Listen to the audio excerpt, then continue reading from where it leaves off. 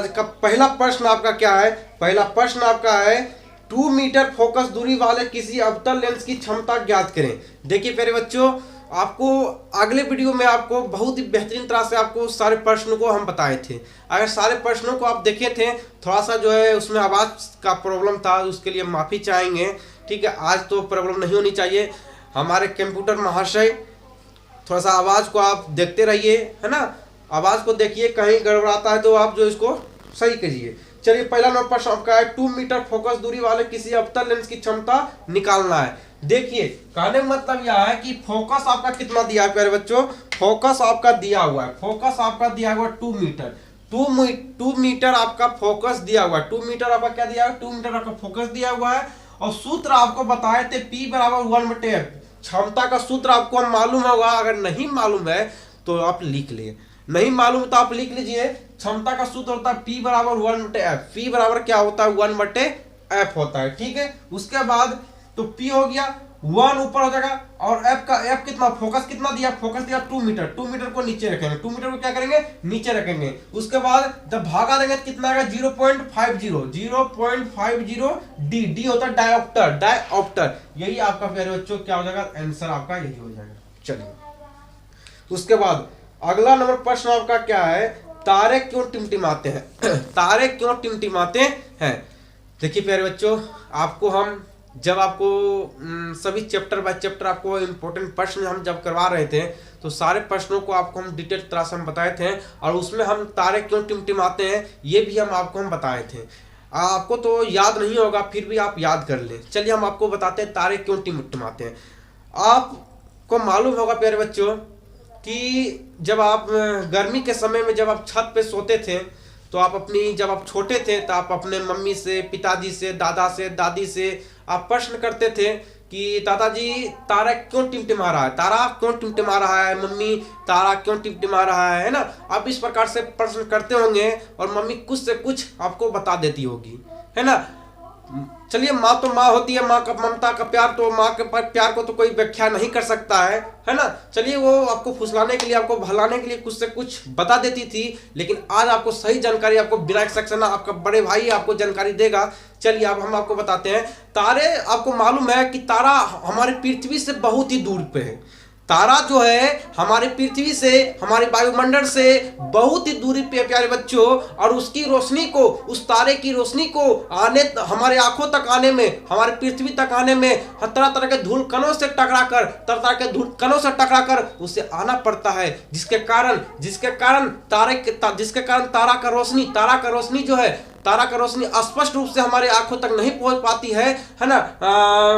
स्पष्ट रूप से हमारे आंखों तक नहीं पहुंच पाती है, इधर उधर छितरा बितरा जाती है, जिसके कारण हमें तारे टिमटिमाते हुए दिखाई देता है। तारे हमें टिमटिमाते हुए दिखाई देता है। कहने मतलब यह प्यारे बच्चों कि जब तारे की जो रोशनी होती है, तो अनेक प्रकार के धूल कण से टकरा कर जब आता है, तो उस तारा का जो रोशनी होता है इधर उधर छितरा उतरा जाता है ना, और स्पष्ट रूप से तारा की किरण तारा जो होता है उसकी प्रकाश हमारे आंखों तक नहीं पहुंच पाती है, जिसके कारण हमें तारे टिमटिमाते हुए प्रतीत होती है। प्यारे बच्चों, इतने हम बेहतरीन तरह से आपको समझा दिए हैं, है ना। अपने बाल बच्चों को भी आप समझा दोगे, अपने दोस्तों को भी आप समझा दोगे, और इससे बेहतरीन अगर आपको कोई समझा दे तो चलिए बेहतरीन होगा। उसके आगे अगला प्रश्न आपका क्या है? दूरदृष्टि दोष क्या है? प्यारे बच्चों, उसके बाद आपका अगला नंबर प्रश्न क्या है? तो आपका अगला नंबर प्रश्न आपका है दूरदृष्टि दोष क्या है? प्रश्न आपका क्या है? दूरदृष्टि दोष क्या है? चलिए, तो दूरदृष्टि दोष क्या है, आपको इसके बारे में हम आपको बताए थे।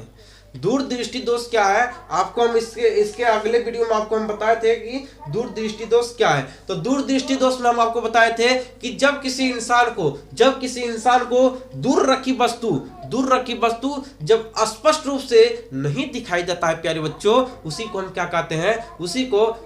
जब दूर रखी वस्तु उसे स्पष्ट रूप से दिखाई दे और नजदीक रखे वस्तु उसे स्पष्ट रूप से नहीं दिखाई दे, उसी को दूरदृष्टि दोष कहते हैं। कहने का मतलब है दूर मतलब होता है दूर की वस्तु से दिखाई दे परंतु नजदीक की वस्तु से दिखाई ना दे, उसी को दूरदृष्टि दोष कहते हैं।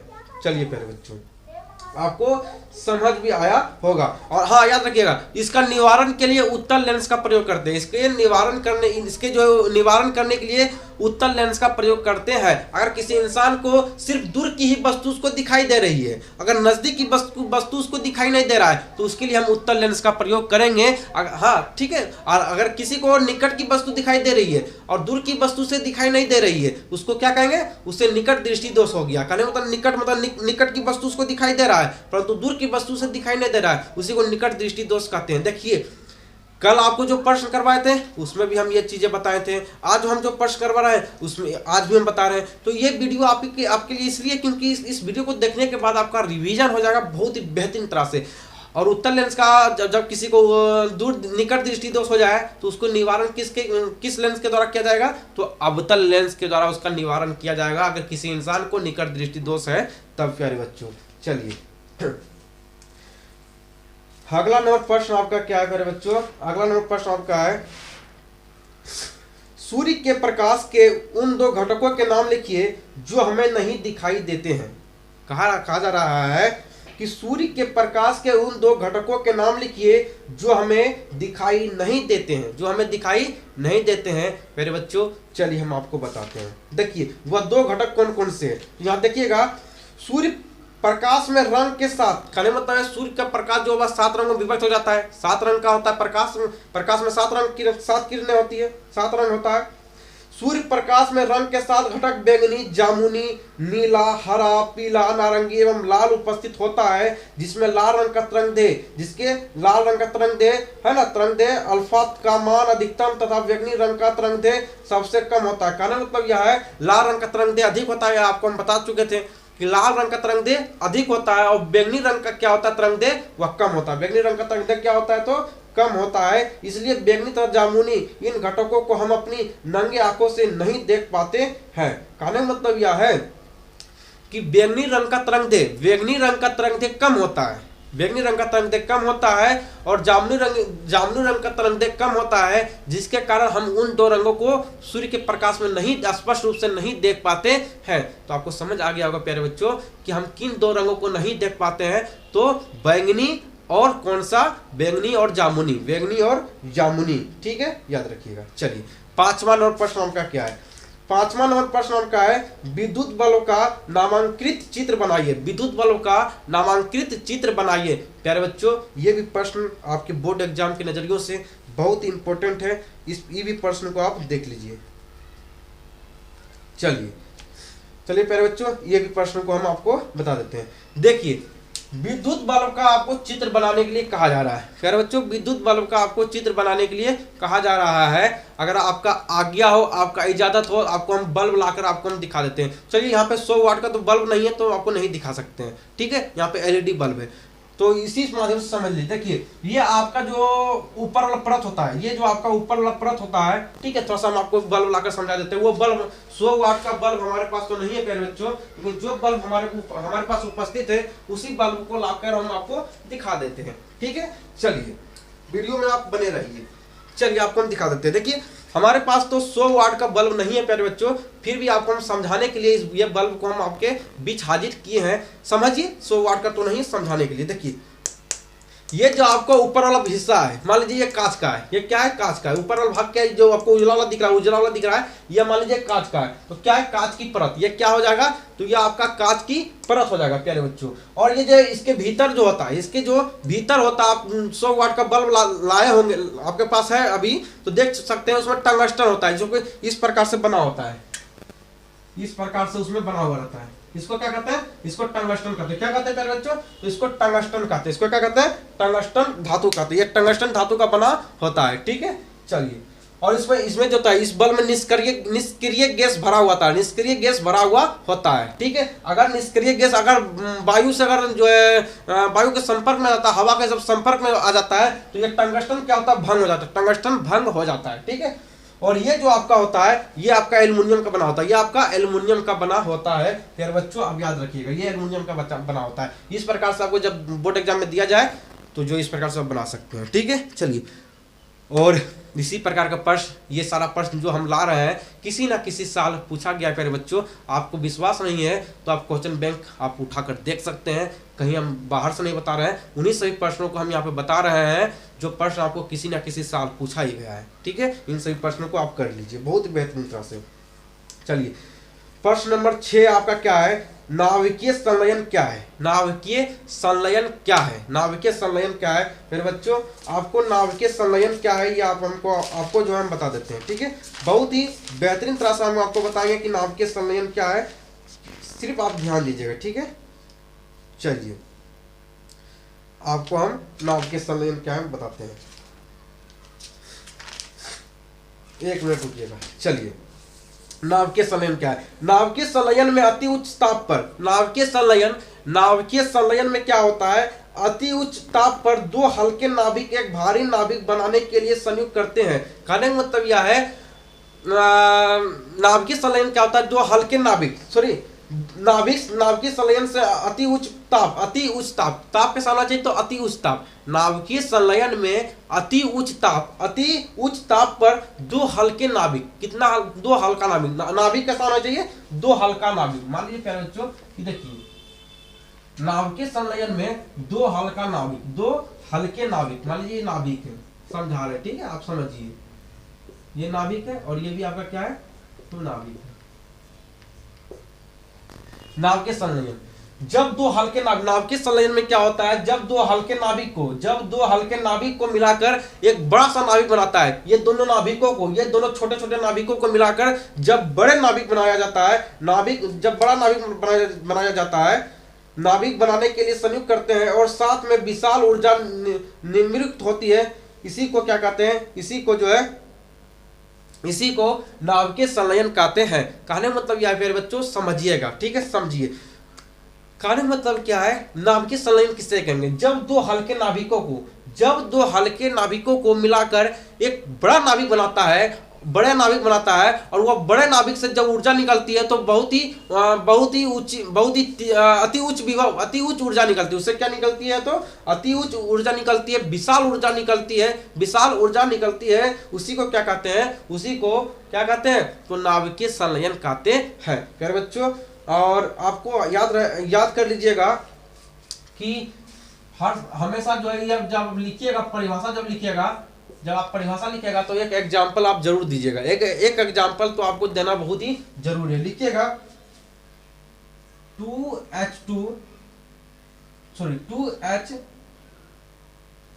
Plus 2H 3HE n plus 1 एक एग्जाम्पल आपको दे देना प्यारे बच्चों। ठीक है, ये क्वेश्चन इंपॉर्टेंट है, लिखना चाहते हैं तो आप लिख लीजिए। ठीक है, लिखना अगर चाहते हो तो आप लिख लीजिए नाभिकीय संलयन। उसके बाद आते हैं विद्युत चुंबकीय प्रेरण से आप क्या समझते हैं। 7वां नंबर प्रश्न आपका है प्यारे बच्चों, विद्युत चुंबकीय प्रेरण से आप क्या समझते हैं, विद्युत चुंबकीय प्रेरण से आप क्या समझते हैं। चलिए इसका भी परिभाषा आप याद रखिएगा, जब किसी लूप ध्यान दीजिएगा, ठीक है, इधर उधर ध्यान आप मत भटकाइए, ठीक है। चलिए, जब किसी लूप में या विद्युत धारा उतने ही समय तक प्रवाहित होती है जब तक कि लूप तथा चुंबक के बीच आपेक्षिक गति रहती है, इस प्रकार से उत्पन्न होने वाली धारा को प्रेरित धारा तथा इस घटना को विद्युत चुंबकीय प्रेरण कहते हैं। फिर बच्चों ये सभी परिभाषा को आपको याद ही रखना बहुत ही जरूरी है। ठीक है, चलिए जो क्वेश्चन प्यारे बच्चों समझाने को होगा उसी प्रश्नों को यहाँ पे समझाया जाएगा। फालतू का यहाँ पे समय बर्बाद करने से कोई जो है, हम यहाँ पे आपको बहुत ज़्यादा विद्वता दिखाने के लिए यहाँ पे हम नहीं आए हैं, बल्कि आपको सारे प्रश्नों को बहुत ही बेहतरीन तरह से समझाने के लिए आए हैं। जो प्रश्न समझाने का है उसी में आपको हम विद्वता दिखाएंगे, और जो प्रश्न आपको समझाने का नहीं है बल्कि आपको याद करने का है उसमें विद्वता दिखाने से कोई फायदा नहीं है प्यारे बच्चों। ठीक है, चलिए उसके बाद 8वां नंबर प्रश्न क्या है, एम्पियर का परिभाषा दे। चलिए एम्पियर का परिभाषा क्या होता है लिख लीजिए, किसी चालक के अनुप्रस्थ काट से यदि 1 सेकंड में 1 कूलम आवेश प्रवाहित होता है तो उस काट से पार करने वाली विद्युत धारा की प्रबलता प्रबलता 1 एम्पियर कही जाती है। और 1 एम्पियर बराबर क्या होता है लिखिएगा 1 कूलम बटे 1 सेकेंड, 1 कूलम बटे 1 सेकेंड होता है, अर्थात 1A बराबर 1C बटे S। कहने का मतलब यह है, फिर समझिएगा इस प्रश्न को, ये परिभाषा को फिर याद कर लीजिएगा और ये परिभाषा आप लिख ही लीजिएगा, इसको याद ही कर लीजिएगा एम्पियर का परिभाषा, क्योंकि ये परिभाषा बहुत ही इंपॉर्टेंट परिभाषा है। ठीक है, चलिए याद कीजिए एम्पियर का परिभाषा क्या होता है, याद कीजिए। किसी चालक के अनुप्रस्थ काट से यदि 1 सेकेंड में 1 कूलम आवेश प्रवाहित होता है तो उस काट से पार करने वाली विद्युत धारा की प्रबलता 1 एम्पियर कही जाती है। उसी को एम्पियर का परिभाषा कहते हैं।